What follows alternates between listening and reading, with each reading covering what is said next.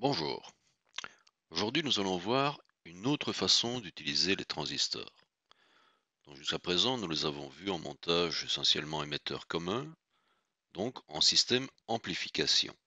Donc, vous aviez une sortie qui variait en fonction de l'entrée. Aujourd'hui, nous allons voir comment on peut les utiliser dans un système numérique. Donc, dans un système numérique, c'est soit tout, soit rien. Niveau 1, niveau 0. On va donc attaquer les montages impulsionnels, ce qu'on appelle la logique.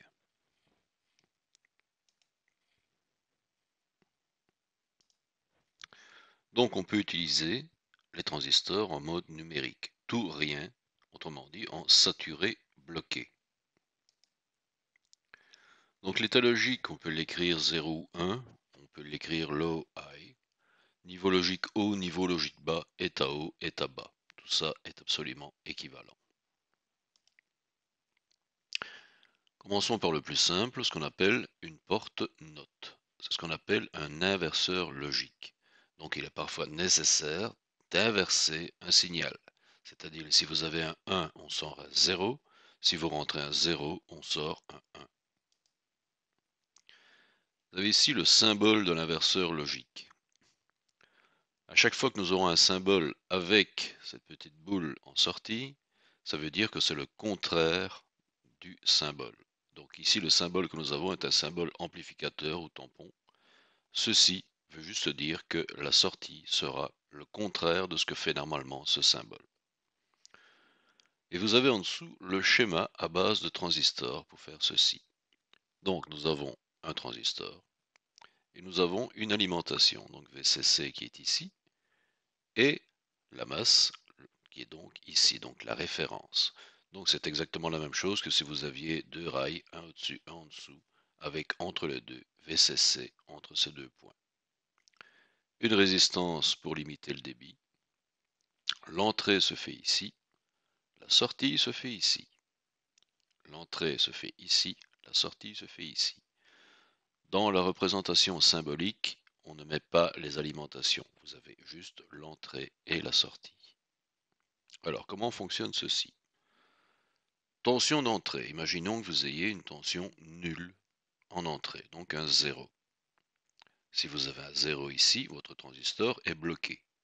Donc rien ne passe du collecteur vers l'émetteur. C'est comme si vous aviez une coupure à ce niveau. Autrement dit, la tension que vous récoltez ici, tension de sortie, est équivalente à la tension d'alimentation. Vous avez donc bien un niveau 1 en sortie, si vous avez un niveau 0 en entrée. Si nous prenons le cas inverse, vous avez un 1 ici à l'entrée. Qu'est-ce qui se passe? Votre transistor est débloqué. Vous avez donc un passage de courant entre collecteur et émetteur. Autrement dit, votre tension de sortie ici est équivalente à la tension de la masse qui est là. Vous aurez donc bien un 0 en sortie. Vous avez ici le circuit qui comprend 2, 3, 4, 5, 6 inverseurs en fait, donc un circuit complet. Vous avez une seule alimentation, une seule référence. Il suffit en fait de câbler vos différents inverseurs pour obtenir le résultat escompté. Table de vérité d'un inverseur, c'est la plus simple évidemment. 1 en entrée, 0 en sortie. 0 en entrée, 1 en sortie.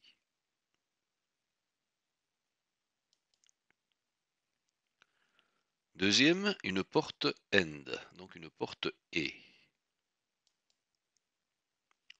Le symbole, vous l'avez ici. Deux entrées, une sortie. Table de vérité d'une porte et. En fait, la sortie n'est à 1 que si A et B sont à 1. Dans tous les autres cas, la sortie vaut 0. Donc 0, 0, 0. 0, 1, 0. 1, 0, 0. 1, 1, sortie à 1. C'est donc bien une porte et, AND. A et B sont égales à 1. La sortie sera égale à 1. Schéma à base de transistors, dans ce cas-ci donc deux transistors, une alimentation, une référence, la masse. La sortie se trouve en sortie du deuxième transistor. une résistance pour éviter un débit trop important. Si vous avez 0 et 0, qu'est-ce qui se passe? Si vous avez 0 ici, vous avez donc 0 ici. Donc, votre transistor est bloqué. Votre 6 volts est bloqué ici, il n'ira pas plus loin. Même chose pour le deuxième, transistor bloqué, rien ne passe non plus. Donc la tension que vous avez ici sera bien la même que la tension que vous avez là, puisque tout le reste n'existe plus. Donc la sortie sera égale à 0. Si vous avez un transistor à 1, niveau 1 ici, transistor débloqué, votre 6 volts traverse donc jusqu'ici, et que le deuxième a un niveau 0. Votre transistor sera bloqué. Autrement dit, votre tension n'ira pas plus loin, le courant s'arrête ici. La tension de sortie sera donc toujours égale à la masse. Si les deux transistors sont à 1, ce transistor est débloqué, le courant passe. Ce transistor est aussi débloqué, le courant passe. Ce que vous avez en sortie est donc équivalent à ce que vous avez au-dessus. Donc, si les deux sont à 1, votre sortie sera égale à 1. La puce électronique 17408. Toujours une seule alimentation, une seule référence, et à l'intérieur, vous avez 4 portes et.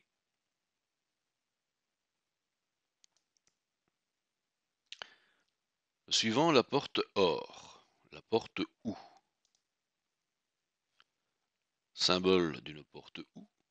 Et donc, comme son nom l'indique, si A ou B valent 1, la sortie vaut 1. Donc 0, 0, 0, 0, 1, 1, 1, 0, 1, 1, 1, 1. Toujours un système à deux transistors. Imaginons que le premier soit à 0 et le deuxième soit à 0 aussi. Donc ce transistor est bloqué. Votre 6 volts qui est ici s'arrête là.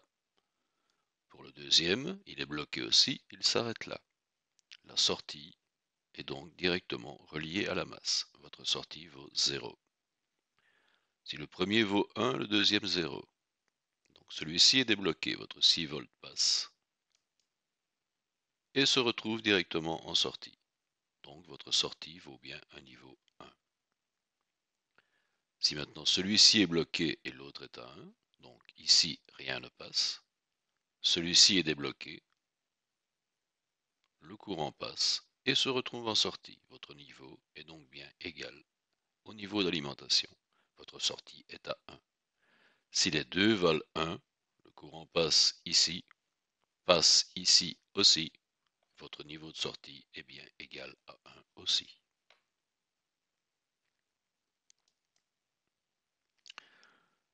Un 7432, donc un circuit intégré comprenant 4 portes OU, une alimentation, une référence.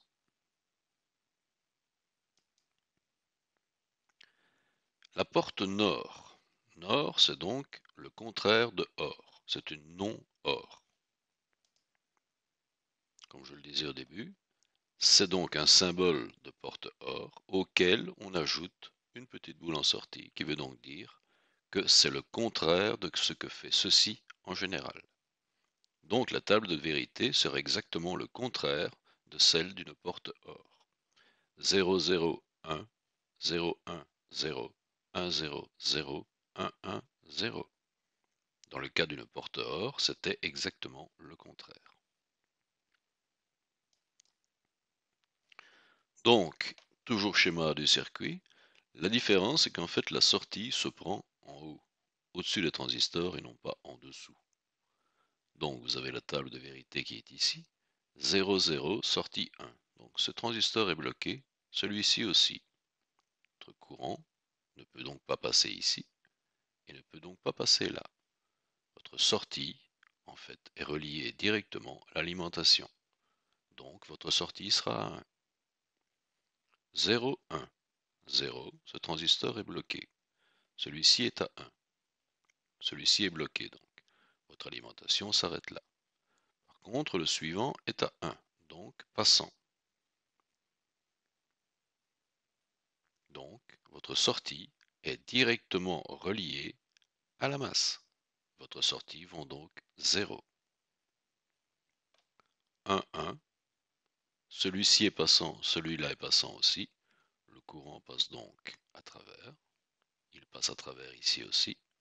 Et donc votre sortie, par un transistor ou par l'autre, est directement reliée au 0. Et donc votre sortie vaut 0. Toujours la même chose, donc un circuit intégré contenant 4 portes OR. La porte NAND, c'est donc une non-AND. C'est le contraire d'une porte et. Table de vérité, donc le contraire d'une porte et. Et vous avez le symbole de la porte AND, plus la boule qui vous dit c'est le contraire. Donc dans ces cas-ci, 0, 0, 1, 0, 1, 1, 1, 0, 1, 1, 1, 0. Toujours un système à deux transistors en cascade avec une sortie vers le haut. 0, 0. Donc ce transistor est bloqué, celui-ci est bloqué aussi. Donc votre sortie est directement reliée à VCC. Vous avez donc bien un niveau 1. 0, 1. Celui-ci est passant, celui-là est non passant. De toute façon, votre sortie est raccordée à VCC. 1, 0, même topo. Si les deux sont à 1, vous avez donc un passage ici et un passage ici. Votre sortie est donc bien directement reliée à la masse. Vous me direz qu'elle est aussi reliée à VCC. Oui, mais par l'intermédiaire d'une résistance. Et donc, le courant prend toujours le chemin le plus facile. Autrement dit, votre sortie est raccordée directement à la masse. Vous avez donc bien un niveau 0.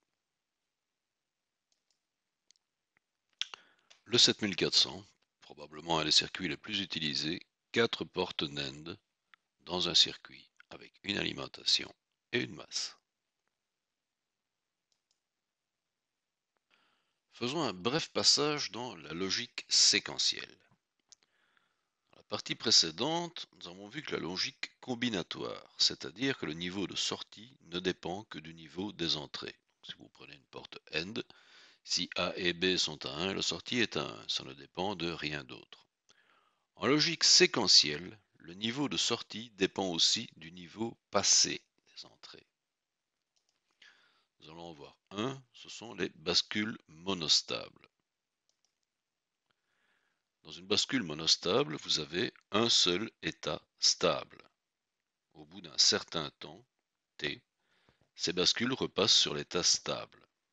On passe de l'état stable vers l'autre état appelé quasi stable par une action sur une entrée. On va voir ça en pratique.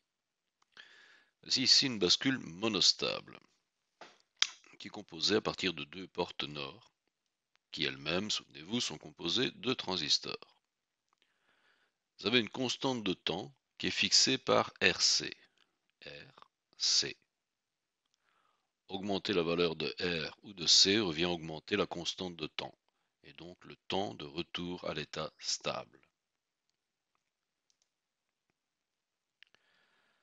Donc toujours le même circuit. Imaginons le circuit au repos. Et on met l'entrée 1 à 0. Donc ici, vous avez un 0. On suppose que 2 est aussi à 0. Donc la sortie de cette porte sera égale à 1. 5 et 6 de la seconde porte sont aussi égales à 1. Donc sa sortie est à 0. Donc la 2 était bien à 0 comme on l'avait supposé. Si on ne fait rien, il ne se passera rien, elle peut rester dans cet état qui est l'état stable aussi longtemps qu'on le veut. Si maintenant on applique un niveau logique 1 sur l'entrée 1 durant un bref instant, donc ici, donc c'est une impulsion, juste une impulsion à un moment, on appuie, on relâche. On met un niveau 1. L'entrée 2 est toujours à 0. La sortie passe donc à 0. Si la sortie est à 0, cela va décharger le condensateur qui est ici. Et donc appliquer un 0 à 5 et 6. Ici, vous obtenez donc un niveau 1. Et donc un niveau 1 à 2. Pas oublier que l'entrée 1 est repassée à 0. C'était juste une impulsion. Donc vous avez actuellement ceci à 0, ceci à 1. Votre condensateur applique donc un 0 en 5 et 6. Alors maintenant, qu'est-ce qui va se passer? C'est que par l'intermédiaire de cette résistance et de VDD, votre condensateur va doucement se recharger.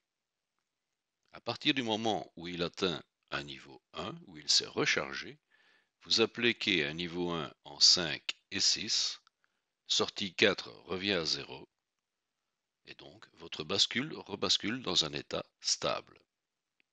Donc pendant un certain temps qui dépend de C et de R, votre bascule est passée dans un état. À partir du moment où C s'est rechargé, elle rebascule dans son état stable.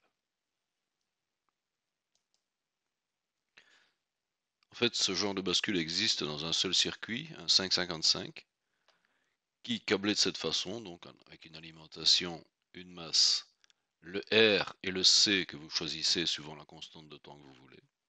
L'entrée est en 2, donc vous voyez bien que l'entrée est bien une impulsion à un moment, qui fait basculer votre sortie. Ici, la sortie, c'est juste une LED qui s'allume. Et en fait, cette lettre restera allumée jusqu'à ce que votre condensateur soit rechargé par l'intermédiaire de R. Si on voit ceci en forme de tension en verticale et de temps en horizontale, une impulsion à l'entrée, juste une impulsion, qui met votre condensateur à 0, qui met un certain temps à se charger. Lorsqu'il a fini de se charger, la tension de sortie retourne à son état stable. Ce sera tout pour aujourd'hui. Merci.